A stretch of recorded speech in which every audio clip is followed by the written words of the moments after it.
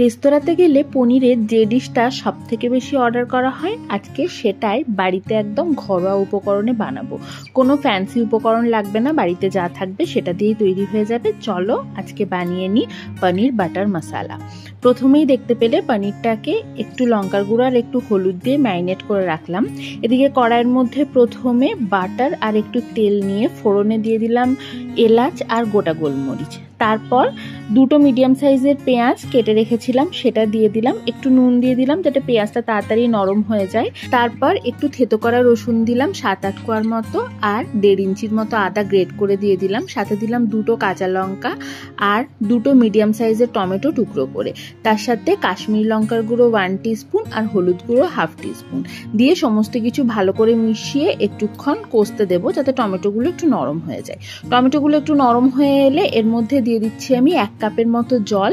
তারপর সমস্ত কিছুকে ঢাকা দিয়ে আরও খানিকক্ষণ রান্না করে নেব। যখন এরকম ভাবে পুরোটা ফুটে যাবে তখন গ্যাসের ফ্লেম অফ করে এটাকে একটা মিক্সার গ্রাইন্ডার জারে নিয়ে নেব। তারপর সম্পূর্ণভাবে ঠান্ডা হয়ে যাওয়ার পর মিক্সির বাটিতে এটার একটা স্মুথ পেস্ট তৈরি করে নেব। দেখো পেস্টটা রেডি হয়ে গেছে। এবার এই পেস্টটা এমনিও ইউজ করা যায়, তবে একদম রেস্টুরেন্ট স্টাইলে বানাতে চাইলে পেস্টটাকে এরকম ছাঁকনির মধ্যে দিয়ে ছেঁকে নিতে হবে যাতে পেস্টটা একদম স্মুথ হয়। তাই দেখো এখানে আমার পেস্টটা রেডি হয়ে গেছে।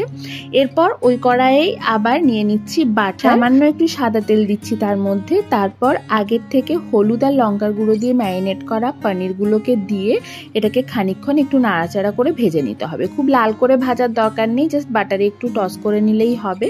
তারপর সেটাকে নামিয়ে রেখে কড়াইয়ের মধ্যে আরো খানিকটা বাটার আর তেল দিয়ে একটা মিডিয়াম সাইজের পেঁয়াজ একদম ছোট ছোট করে কুচো করে রেখেছিলাম সেটা দিয়ে একটু ভেজে নিতে হবে। তারপর দিয়ে দিচ্ছি আরো 2 টিস্পুনের মতো কাশ্মীরি লঙ্কার গুঁড়ো, আর দিয়ে দিচ্ছি টমেটো একদম ছোট ছোট করে টুকরো করে কাটা একটা। তার সাথে একটু নুন দিয়ে ভালো করে এই সমস্ত কিছু একটু কষিয়ে নেব।